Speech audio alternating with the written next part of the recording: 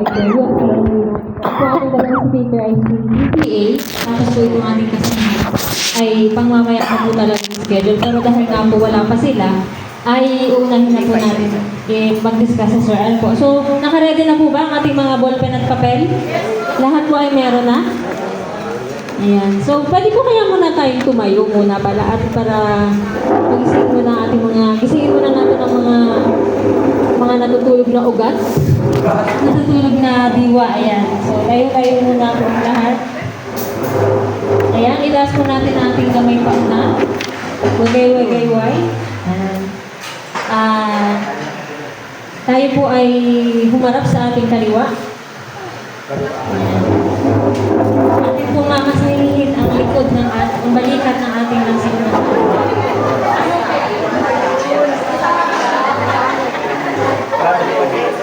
Punta po tayo sa pakaliwa ulit. Kaliwa. Nasaan ang kaliwa? Ayan. Atin po, ayan. Ganun din. Masasya na balikat ng ating nasalunan. Napasakasin po natin para magsisimula. Itaas po ang ating kamay. Magayway. Kumending. Ayan. So, ayan. Thank you po. Makakaupo na po tayong lahat. Para po sa ating unang tagapagtalakay sa araw na ito, siya po ay dating nagtrabaho sa AMAD, sa DA AMAD po ang AMAD po ay Agribusiness Marketing Assistant Division sa region. Ano po na ngayon po ay nasa atin na po siya sa tanggapan ng Panlalawigang Agriculture. Siya po ay ating kasamahan doon mula po sa OPA Marketing Unit. So para po i-discuss ang topic na Agri-Marketing Programs and Strategies for Coconut Industry of Quezon, tinatawagan po natin, palakpakan po natin si Sir Gerald Ryan Pielago.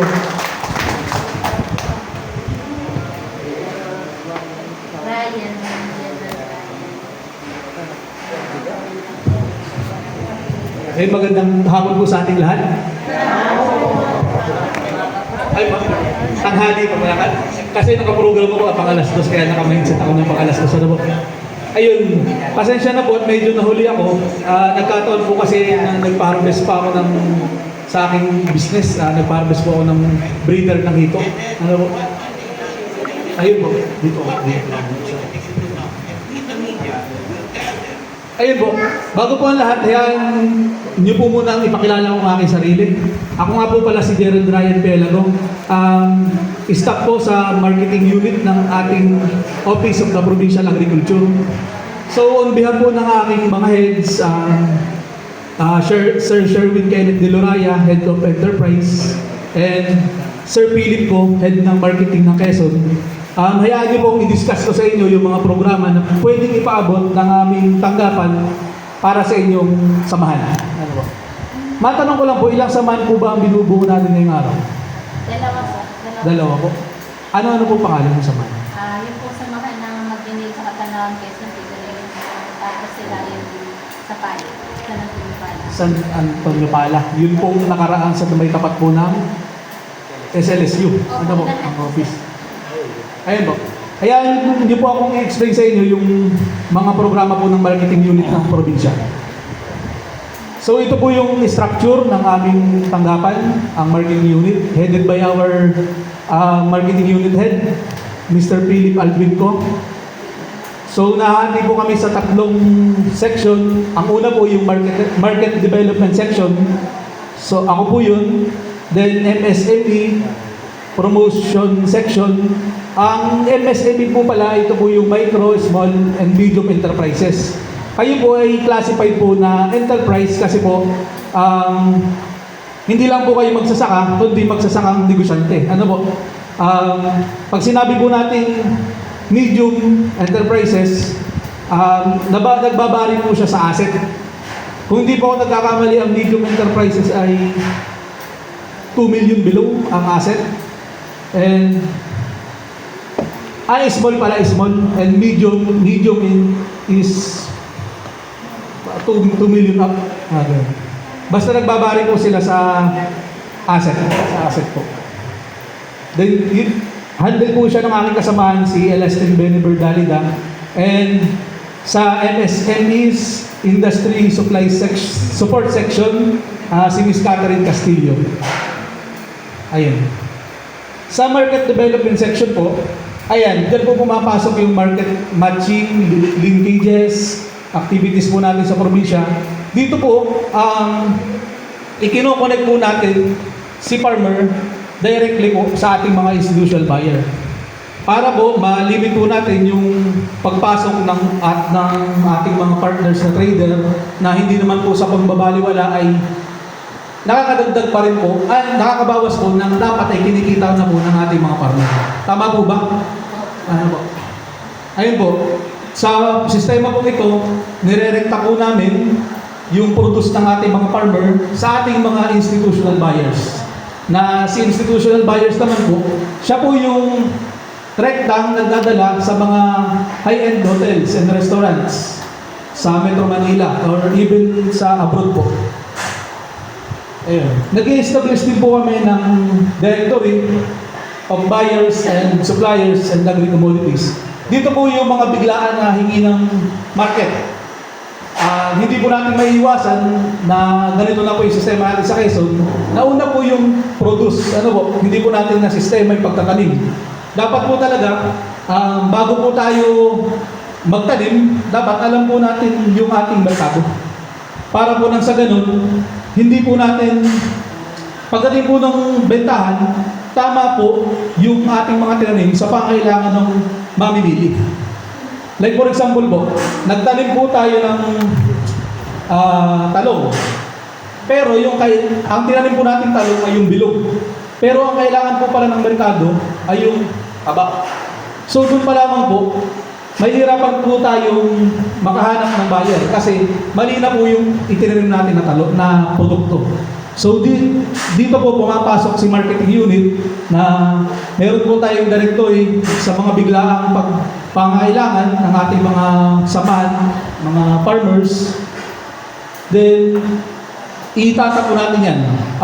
For example po, ito po yung directory o yung talaan po natin ng mga magsasaka o samahan.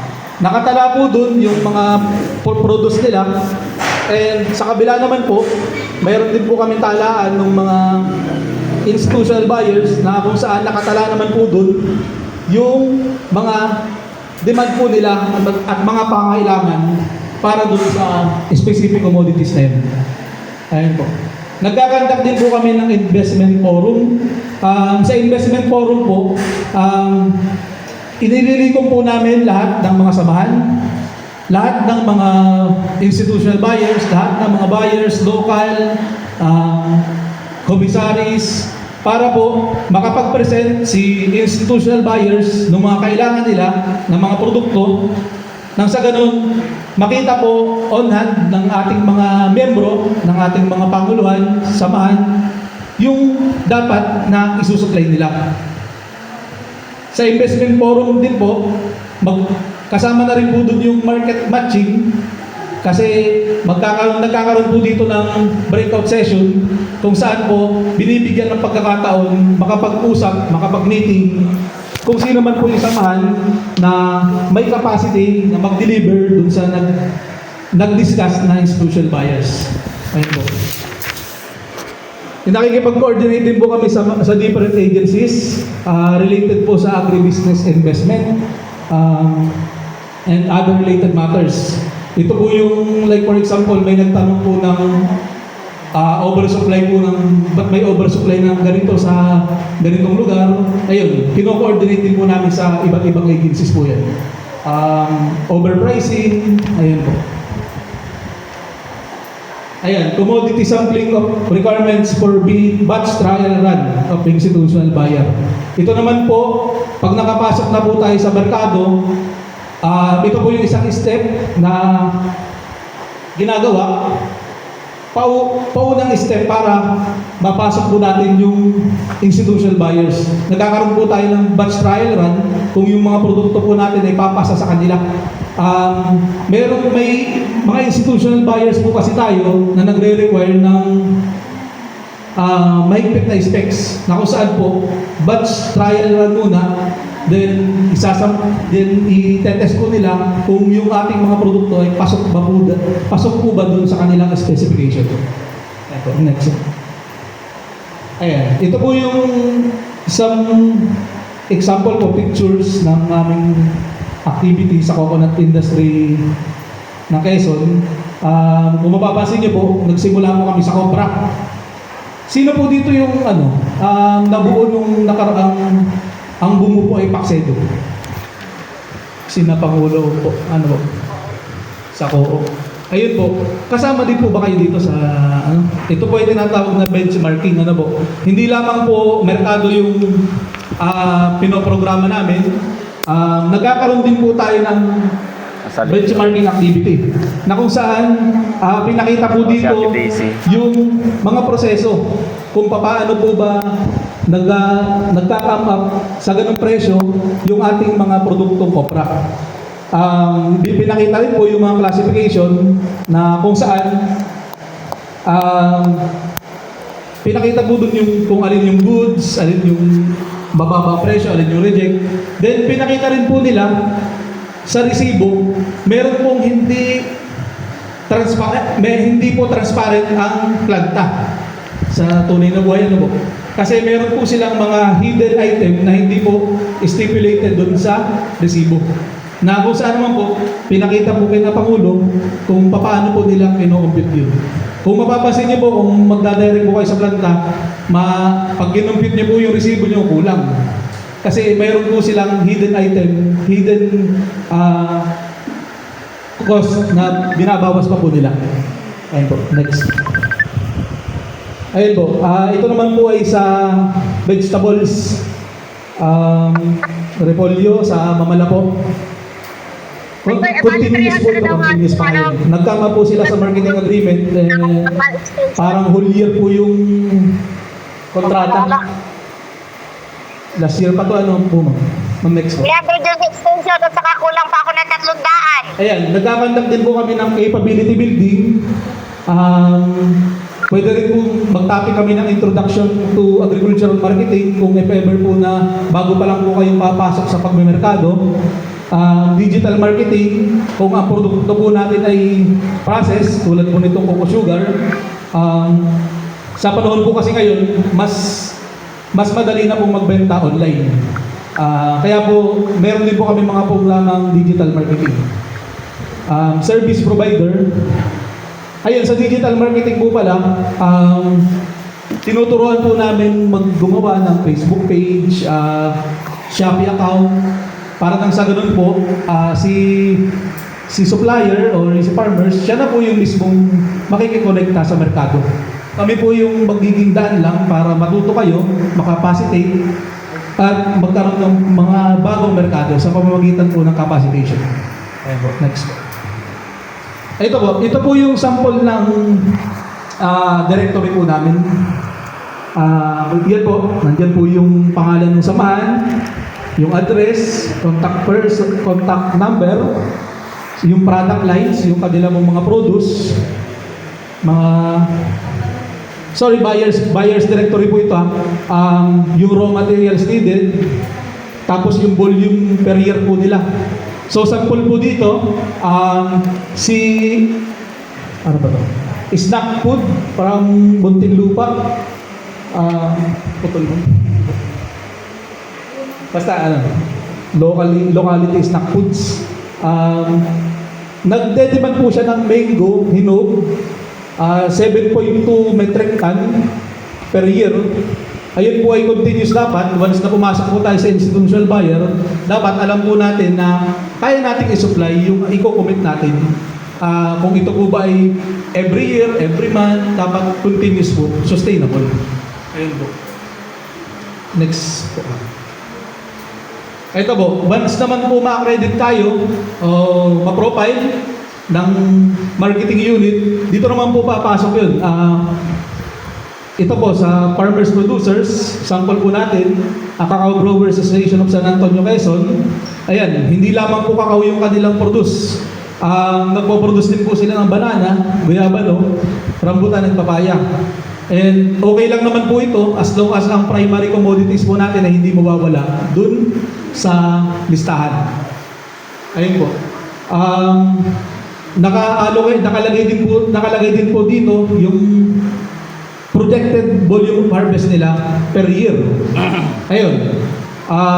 Pag ipoprofile po namin kayo, kailangan po namin na magaling po kayo mag-predict na kaya niyo po bang mag-produce ng ganitong volume sa loob ng isang buwan para po mas madali namin may pasok sa system. Then pag may naghanap po sa ating institutional buyer, hindi na po kami para lumapit sa inyo, mag-set ng meeting. Alam na po namin sa database pa lang na kaya niya mag-produce ng ganun. Ano po? Okay lang po ba sa inyo yung pag nag-profile po kami sa inyo? O nangala po kami ng mga detalye? Ayan po. Ma'am, next. Ayun, sa MSME promotion section naman po, nagpo-promote po kami ng mga agricultural product, even process, fresh, sa through trade fairs and exhibits. Kung mapapansin niyo po, buwan-buwan po tayo mayroong kadiwang ng Pangulo sa Kapitolyo. Ano po? Hindi lang po namin maisama ay parting 3rd district kasi medyo talo po sa transportation. Hindi naman po ganun kalaki ang benta kapag po ang product po natin ay yung medyo pricey, medyo for oldies kasi po ang mga customer po ay mga taga Kapitolyo, mga nagja-jogging, ayan po.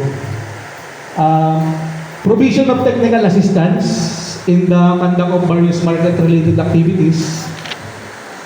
Ayun, ito nga po, dito rin po papasok yung mga trainings, mga seminars, benchmarkings, ayun po. Ayun po, ito po yung sinasabi natin na na trade fair and exhibit. So meron po pala tayong product placement na kung saan po si OPA po ay nakipag-tie up kay Flavors of Quezon. Ito po si Flavors of Quezon ay may 5 branches dito sa Quezon, sa Sariaya, sa Lucena, Chaong, ayun po, na kung saan po kung ang mga produkto po natin ay process, pwede po tayong maglagay ng process na produkto. Then ang kagandahan lamang po nito, hindi na po tayo para gumalaw pa na magbenta. Sila na po ang bahala magbenta. Kaso sa payment naman po, ay consignment payment po. Na kung saan po, kung ano lang po yung dumaan sa kaha, yun lang din po ang babayaran. Siyempre, kailangan din po nilang tumubo. Nagmamark up po sila ng 10 to 20% dun sa product niya. Ayun. Isa po yun sa mga market na pwede namin i-offer sa inyo. Ayun po. Meron din po tayong product placement sa Señoritas, yung restaurant din po sa Lucena. Medyo malakas po itong mga ganitong produkto sa Señoritas, ganitong Coco Sugar. Kasi ang pangunahing customer po ng Señoritas ay mga oldies, mga health conscious na medyo mayayaman po. Kaya mabilis po. Napatunayan po namin ito kasi napaka-fast moving po ng virgin coconut oil ni QFUC na naglalagay po kami doon ng almost 10 packs na mabilis po talaga maubos. Next please. Ay, okay. Ayan po. So, ito po yung isa pang section ng aming unit, the MSMEs Industry Support Section. So, dito po pumapasok yung monitoring and dissemination of basic agriculture product prices, kung saan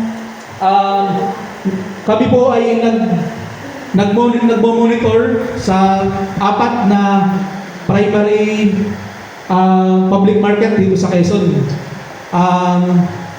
Ang Katanawan po isa sa 3rd district. Ang pangalawa po sa 2nd ay hindi ako nagkakamali, Lokban. Sa 4th ay Gumaca. Then sa 1st ay first ay Lokban, 2nd ay Sariaya. baka napapansin niyo po sa page ng OPA, ito po yung pinopost namin na prevailing prices ng bawat commodities sa ating probinsya. Na ito naman po ay pinagbabasehan din ng iba't iba nating mga partners traders na kung saan ginagamit nila itong basehan pag tatakda ng presyo sa sentrong pamilihan. Pwede na rin nilang itong basehan sa pagtitrade ng mga kalakal from different district here in Quezon po. Ayun, meron din po kami program for market-related inquiries, walk-in. Ito nga po yung mga magtatanong ng presyo sa mga ganung lugar, o bakit tumaas, bakit medyo mababa. Ayun po. Yan, isa pa rin po, nagkakandak din po sa industry support section ng marketing-related trading o RBOs. Ayun, nire-record din po namin yung mga data na nag-gather dun sa mga trade fair and exhibit. So, from there po, na monitor po namin kung yun po bang mga produkto natin ay bumebenta pa o talagang pabagsak yung presyo, ay yung merkado, ano po. Ayun, next po. Ayan, sample picture po ng monitoring ng ating mga pangunahing gulay dito sa Quezon. Next slide. Next po. Ay, ito po. Pasadahan ko lang din po ito. Ang OPA Marketing Unit po, syempre hindi po natin maiwasan. Nasa under po tayo ng governor. Ano po?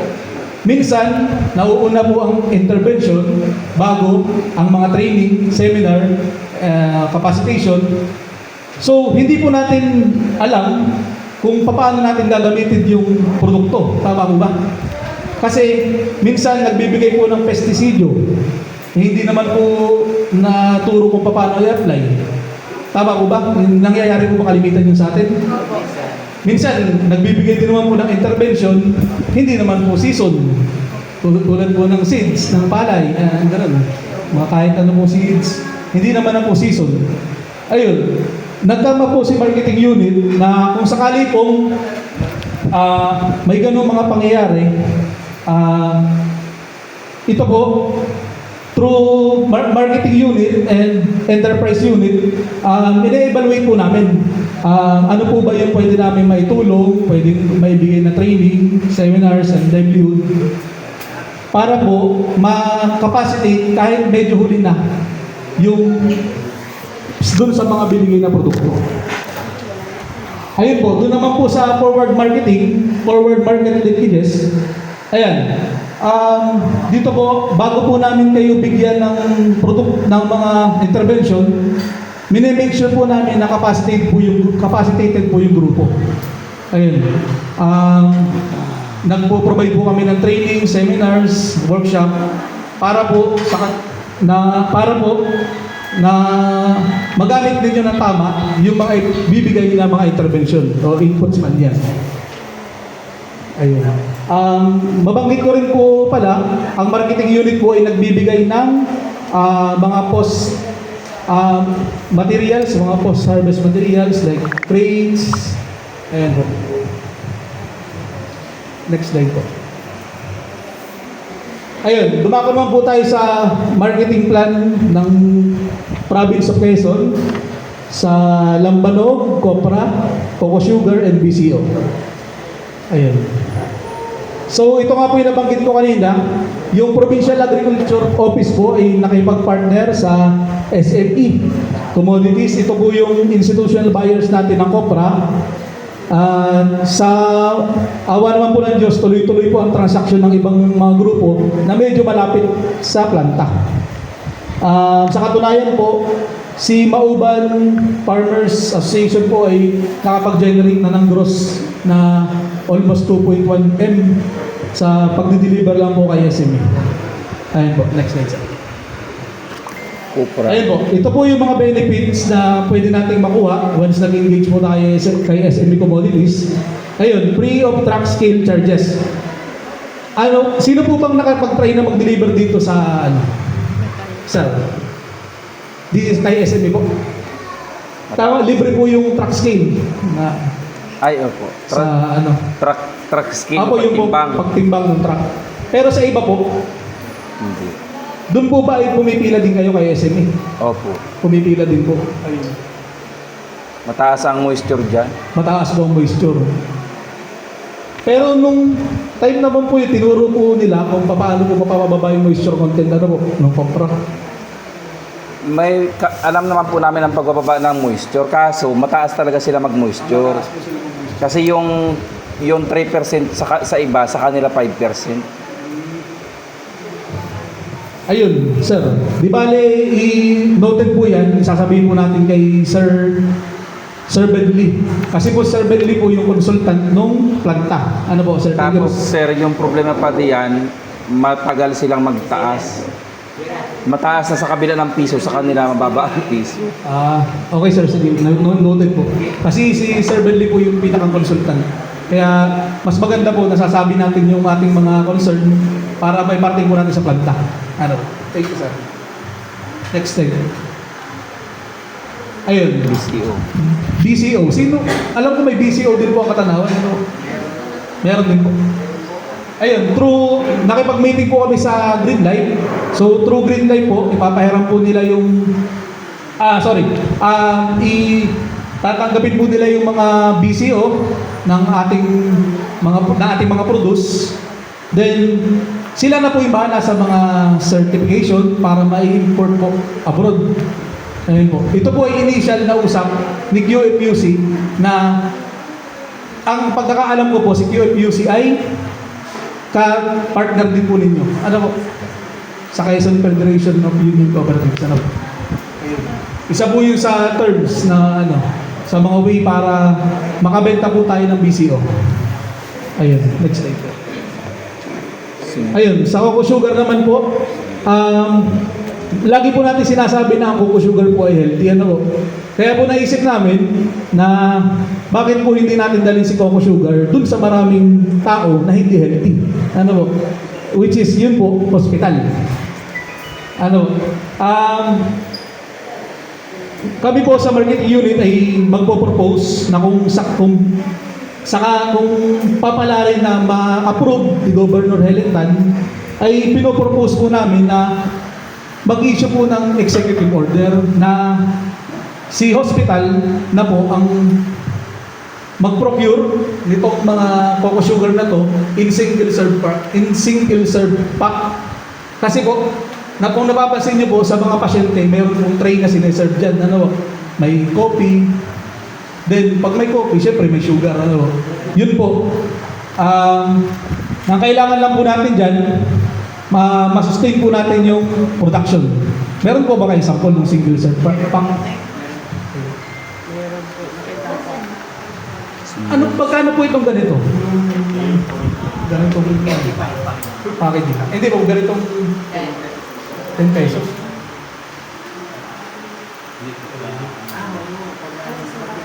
Ilang kilogram po ang napuproduce ng samahan? Kada buwan? Sa production ko namin depende ko kasi yung ibang product, tulad ng lampalo at suka ay nakikibahagi sa produce namin. Ito po ang sugat. Mga ilang kilogram po kada buwan? Sir, kung focus kami sa sugar, sa isang product lang po, mga 200 to 300 kilogram. Ano po? Ayun po. Kung papalarin po tayo na mapasok itong mga ospital na ito, particularly po muna sa QMC. Ano po? Para isa lang po muna yung papasukin natin. Kung wari po si QMC ay nag-demand ng 1 ton of Coco Sugar per month. Hindi po natin kaya, ano po? Siyempre, magko-commit lang po tayo ng certain percentage.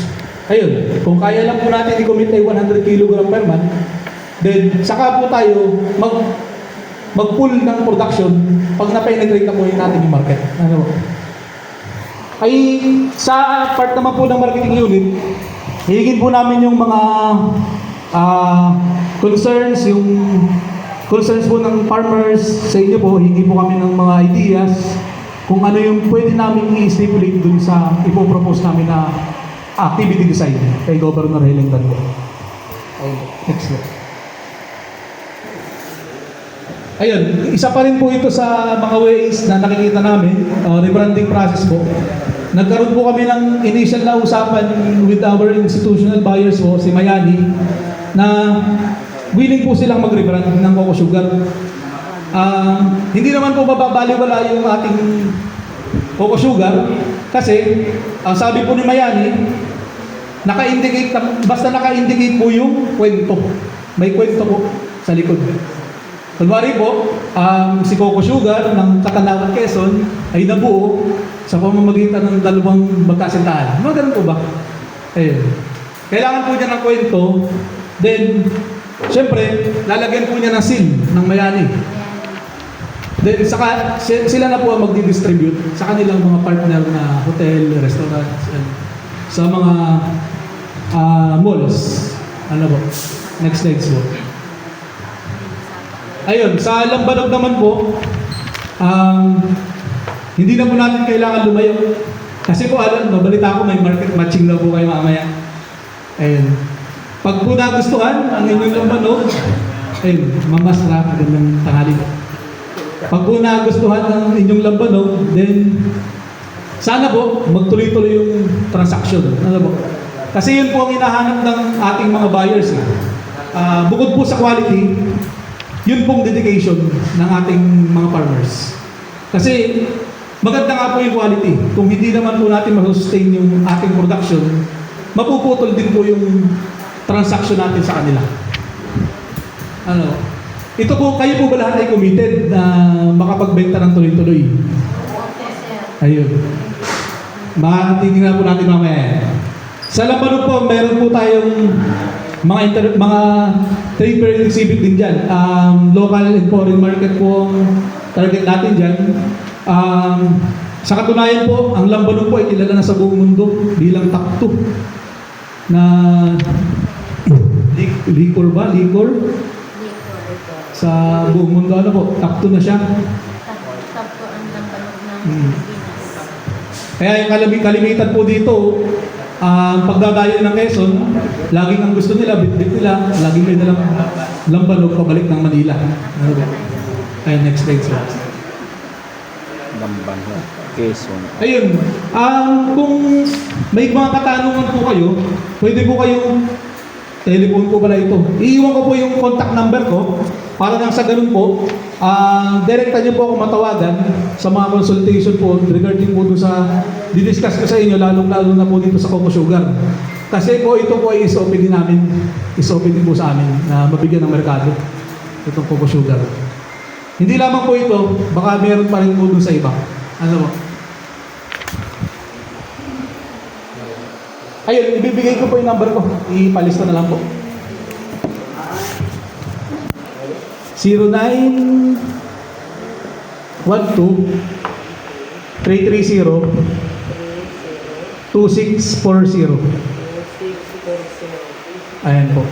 Ay, magpakilala muna po kayo bago kayo tumawag ano. Hindi pa ako nasagot ng nang hindi nagpapakilala at baka po home credit. Ayun po. See you next day. Ayun, hanggang doon na lamang po pala at isang mapagpala po ulit na tanghali sa ating lahat.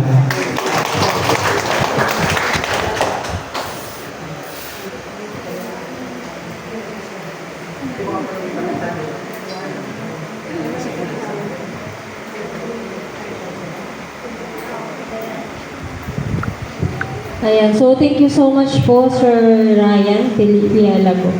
Ayan, so siguro po ay tayo ay saktong alas 12 na po tayo po ay magla-lunch na muna. Ano po ako?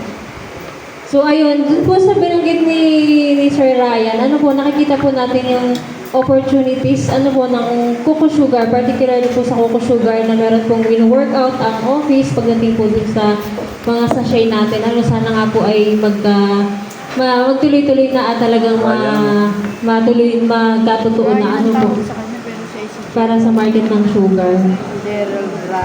Ayan. So yung pong mga kasunod po nating speaker ay pamamaya pong hapon pagkatapos po ng ating lunch.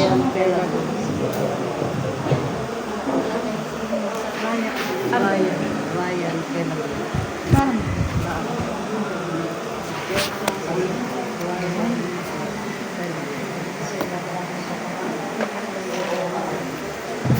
kayo po ay may mga katanungan na gusto niyo pong itanong kay Sir Ryan, kung kayo pinahihiyan itong magtaas ng kamay ngayon, ay ayan, meron na nagtatanong. Sige sir, habang nagsaserve po ng lunch.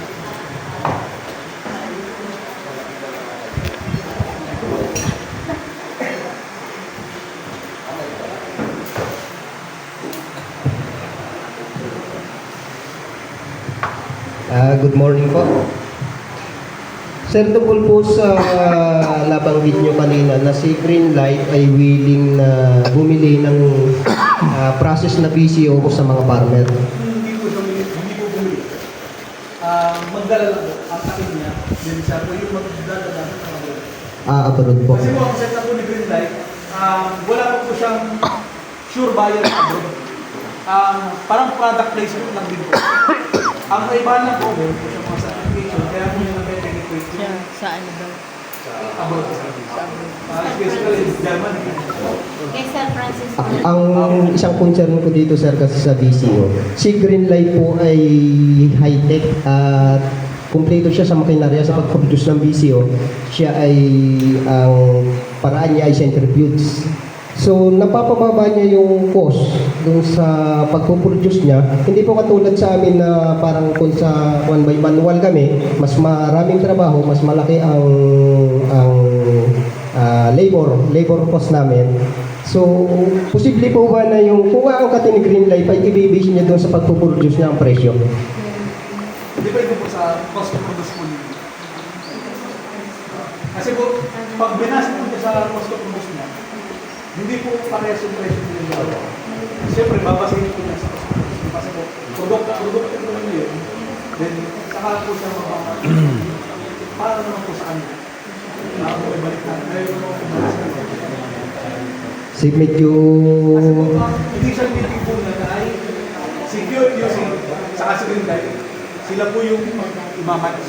Kasi si Greenlight using po may facility. Hindi naman po nakakala yung facility dito sa QQC. Ang plano po, sa QQC, ito po yung kung paano nila ginagawa yung mga produkto nila. Then saka po, parang i-standardize po nila yung mga produkto ng BCO. Para nang sa hindi na po nagkakaroon ng competition, isa na lang po ang merkado, pare-pares mo kasi. Sige po sir, thank you po. May tanong pa po?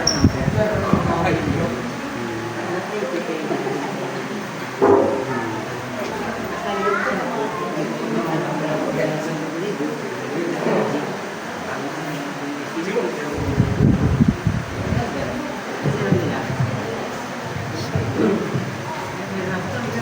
Sir, magandang umaga po.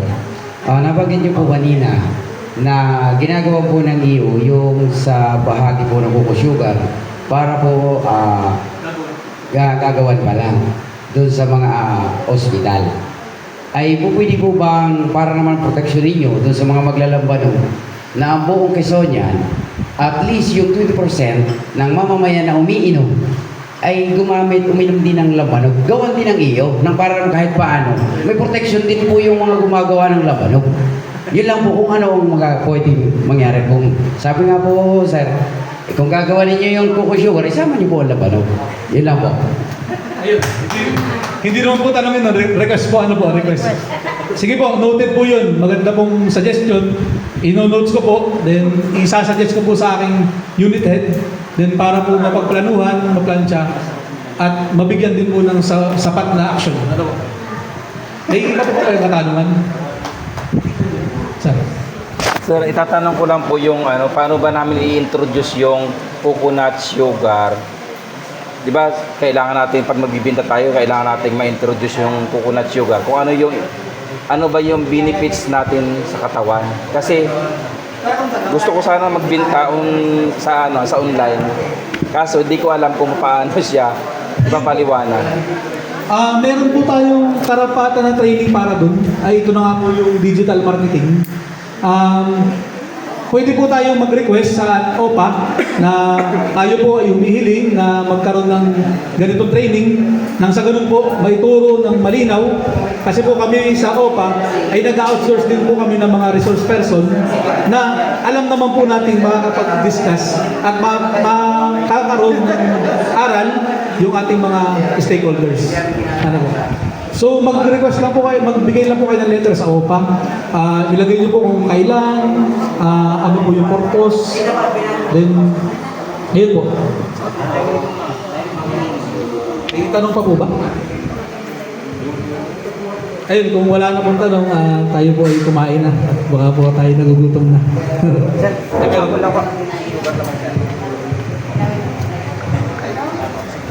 Sir, yung sa Coco Sugar naman po, kasi kung di pa ako namamali last year, 2023 or 2022, nakausap ko dito si Sir Philip sa St. Jude sa isang seminar po. Nabanggit niya sa akin yan na isang paraan para magkaroon ng market ang Coco Sugar, ilalabi niya kay Gob na ipapak siya yung sachet tapos target nga yung mga public hospitals. So nabanggit niyo po kanina na si Gob ay hindi pa nakakapaglabas ng EO para po doon. Ayun po, pinaplano pa lang sa review. Ipopropose ko kayo para ng... Sige po. Ayun po. Bali yung ano sir, sinasabi po natin na EO, yun po ay ipopropose natin kay Gob na kung pwede, mag-issue siya ng EO. Kung hindi naman po, pwede po tayo mag-true resolution. Mas safe po yun para maiparating po natin na kailangan po na itong Coco Sugar na ito ay maipasok natin sa mga ospital. Dalawa po yung way, resolution and executive order. So, saan po dun, sir? Sana po, sir, kung sakali man po aprubahan ni Gob, maglabas siya ng EO or resolution ang gamitin natin.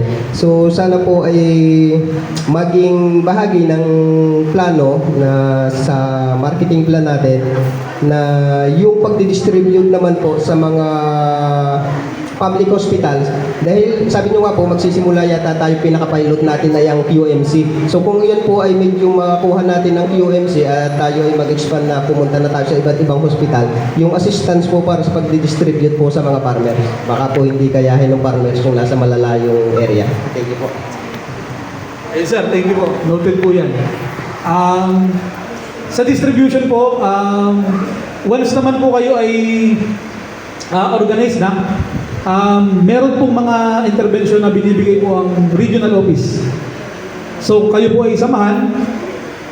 Ito po ay sasabihin ko kasi ako po ay galing din sa kanila. Ako po nag-handle dati nun. Pwede po tayo maka-request sa kanila ng sasakyan. At least 3 years po tayong continuous na nag-ooperate. Sa proposal lang po, kailangan ng financial statement audited po ng secretary at ng attorney. Ano po? Ayun. Sa Kadiwa po, alam ko, may below 1 million, may 1.5, may 2.2. Hindi lang po siya para sa sakyan, pwede po financial, pwede inputs. Ayun po. Pwede po namin kayong asistihan para ma-avail yun.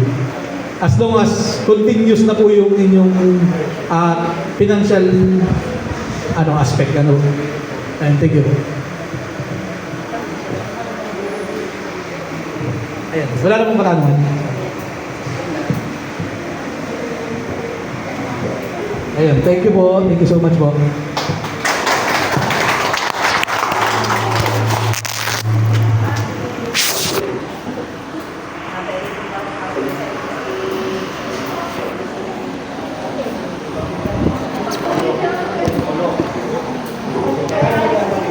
So okay na po. Pwede na po tayong pumila dun sa ating lunch.